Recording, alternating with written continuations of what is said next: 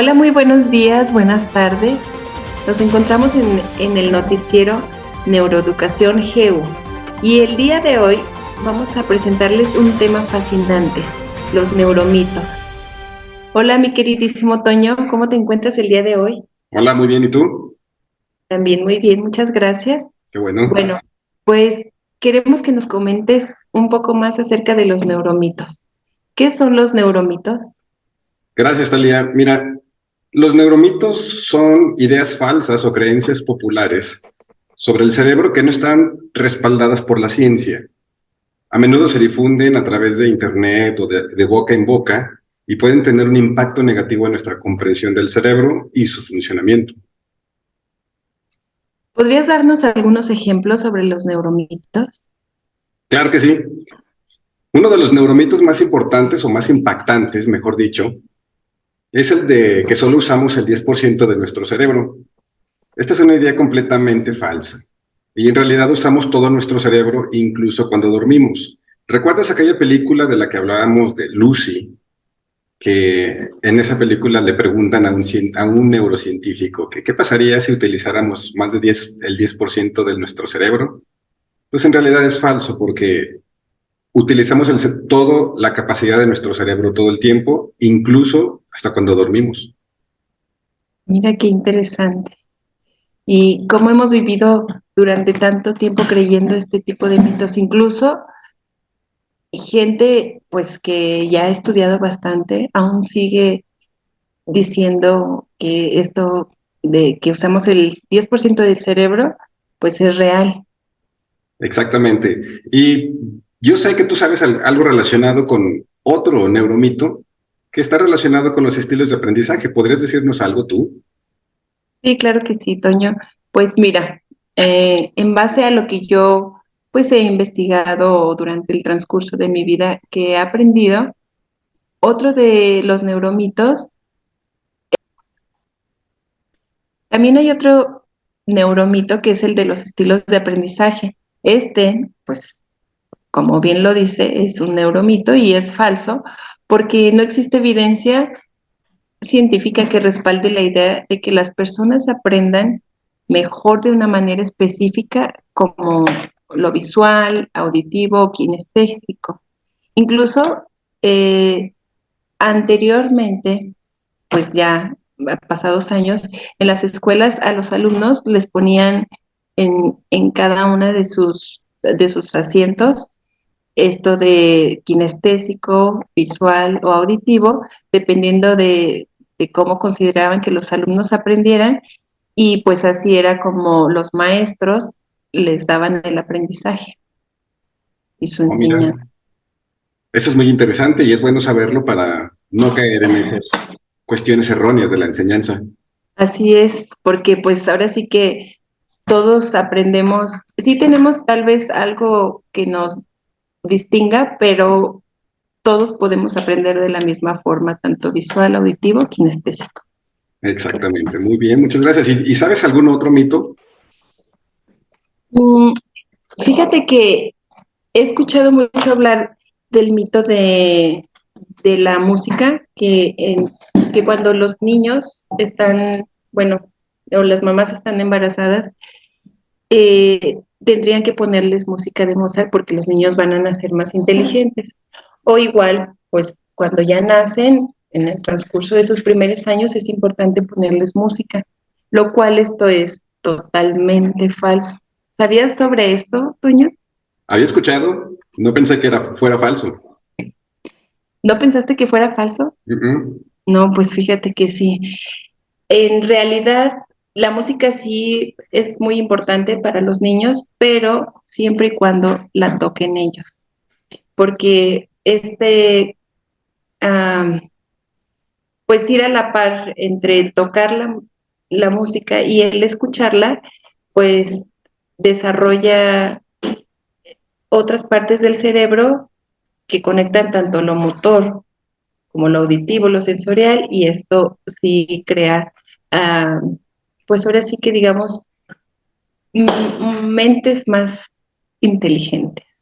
Oh, muy bien, qué interesante y es bueno saberlo para no caer en esa práctica que no trae nada de benéfico para los niños, pero que si los ponemos a tocar un instrumento, eso como mencionas tú, sí les puede ayudar. Sí, tocar instrumentos sí, definitivamente ayuda bastante en la etapa. Bueno, ahora sí que pues durante todos nuestros años, pero si a un niño en sus primeros años de vida le damos un instrumento para que aprenda, pues le va a ayudar tanto con su memoria, su atención y este su selección auditiva también. Oh, muy bien, qué interesante. También había escuchado algo relacionado con los niños, que entre más pequeños y más información les des en los primeros años de vida, se vuelven más inteligentes. ¿Es eso cierto?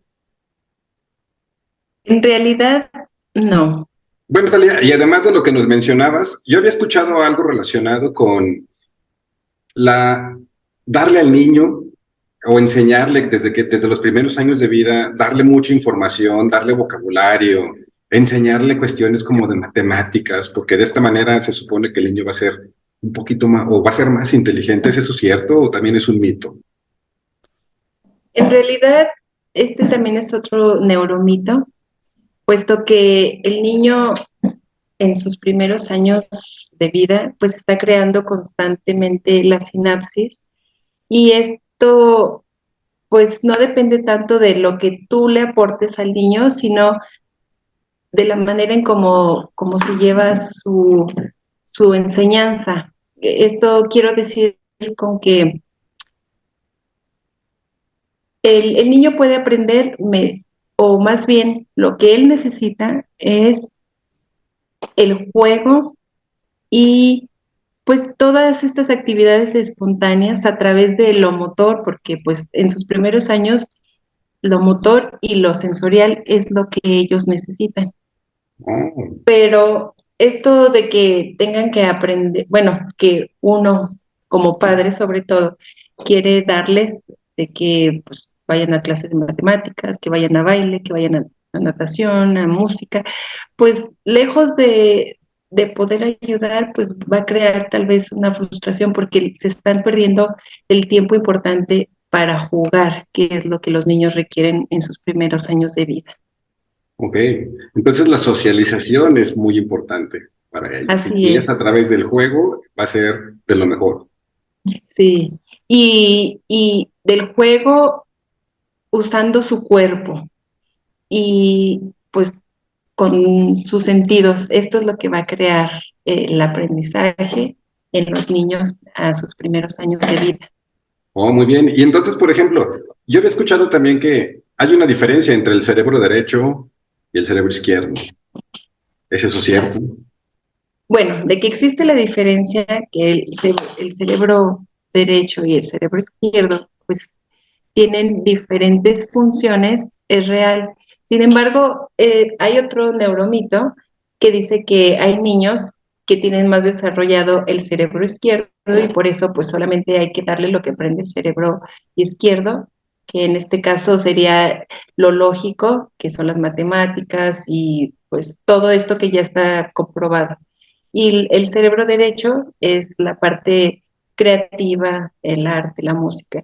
Entonces, pues este neuromitos, aún en la actualidad, se sigue hablando mucho de él y hay quienes todavía lo practican, sin embargo, pues es totalmente falso, porque pues ambos hemisferios están conectados y pues no funciona uno sin el otro.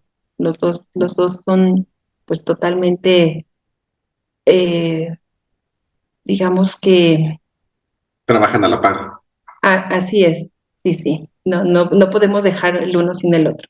Entonces, es importante también que en los primeros años de vida a los niños, pues se les trabajen los dos, estas dos partes, tanto la lógica como la creativa, y claro que van a irse guiando por alguno de estos caminos, pero pues no hay que darle prioridad a ninguno de ellos por lo menos en sus primeros años de vida.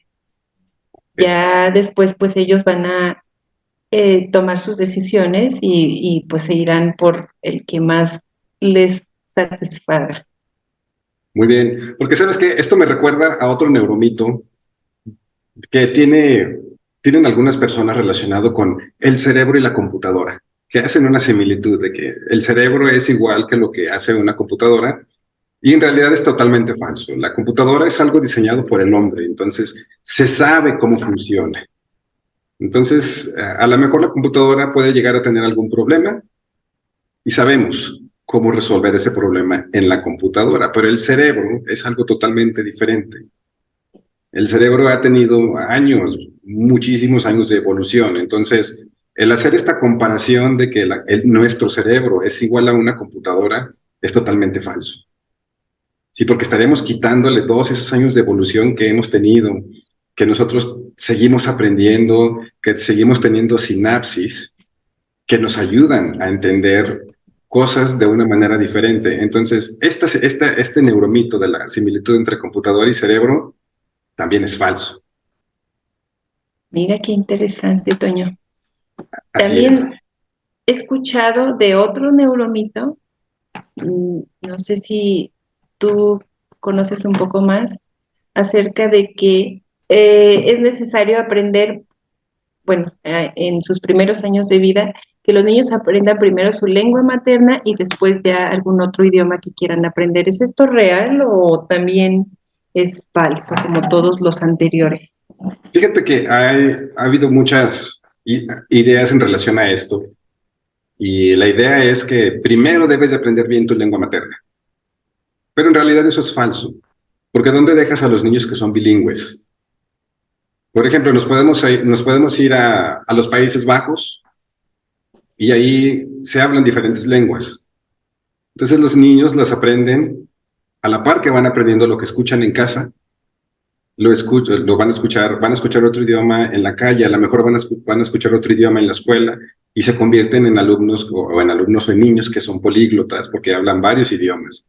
Entonces este mito es en realidad falso, sí, porque tenemos la capacidad de aprender los idiomas en cualquier etapa de nuestra vida, pero no es necesario que tengas que aprender primero uno bien para que a partir de eso puedas aprender otro idioma, porque a final de cuentas ya sabes español totalmente, sabes utilizarlo correctamente, siempre seguimos aprendiendo y a la par podemos ir aprendiendo otro idioma. Entonces, en realidad, este también es una idea falsa. Muy bien. Fíjate que yo sí tendría esta idea de que, pues, luego los niños llegarían a confundirse de que si están hablando en español, luego meten palabras en inglés y o viceversa. Entonces, pues sí tenía esta idea errónea de que sí podrías llegar a confundirte con los diferentes idiomas. No, porque fíjate, por ejemplo, te puedo dar valga la redundancia, el ejemplo de las personas que, por ejemplo, viven en Estados Unidos, que son mexicoamericanos, que tienen la mezcla del español y el inglés. Y no lo hacen porque estén confundiendo el inglés con el español, sino simplemente es una manera de comunicarse. Cuando tienen que hablar en inglés, lo hacen en inglés. Cuando tienen que hablar en español, lo hacen en español. Y cuando ellos quieren, los mezclan. Sí. Sí, pero no es como que primero tengo que aprender bien un idioma para poder aprender otro. Eso es totalmente falso. Oye, Toño, y por último, he escuchado hablar de otro neuromito que dice que el cerebro de las mujeres y de los hombres es distinto. ¿Es esto real o es esto falso? Es falso, totalmente falso. Eh, no hay estudios que digan que el cerebro del hombre es diferente al de la mujer o que el de la mujer es mejor que el del hombre. En realidad funcionamos de la misma manera. Tal vez percibamos la información de cierta manera, pero por las experiencias que hemos tenido, pero en sí los estudios que se han hecho en relación al cerebro de hombre y de mujer dicen que que trabajamos igual, nuestros cerebros trabajan iguales, entonces eso también es falso. Otro neuromito. Sí. ¿Y qué hay de esto de la percepción extrasensorial? Esto Fíjate que de sí es bien que interesante, porque mucha gente cree todavía en estas percepciones extrasensoriales, en este pensamiento mágico de que si yo lo pienso, lo creo. Y hay mucha, todavía en estos días, mucha información relacionada con esto, muchas conferencias relacionadas con este pensamiento mágico, pero en realidad estamos dejando de lado el cerebro lógico, el cerebro crítico en relación a estos hechos. Entonces, tiene que ver mucho la cultura donde se creó ese mito, lo cual te lleva a crear este pensamiento mágico o a creer en esta percepción extrasensorial que podamos llegar a tener los seres humanos, pero en realidad eso es falso, eso es erróneo. muchas gracias, Toño. Gracias por todo tu conocimiento que nos También el tuyo. aportas. Gracias. Y pues es importante conocer estos neuromitos para no ser víctima de la información. ¿Hay alguna manera en la que podríamos evitarlo? Claro que sí. De hecho, hay cosas que podemos hacer. En primero, por ejemplo, debemos ser críticos con la información con la que nos encontramos en Internet, principalmente, o en las redes sociales, porque no todo lo que se publica es cierto. Pero aparte, debemos buscar información con fuentes confiables, como son revistas científicas o sitios web de instituciones de investigación. Y finalmente debemos hablar con expertos en neurociencia para obtener información precisa sobre el cerebro. Muchas gracias por tu información tan importante. Ahora pasemos a las noticias internacionales. Muchas gracias, adiós. Gracias.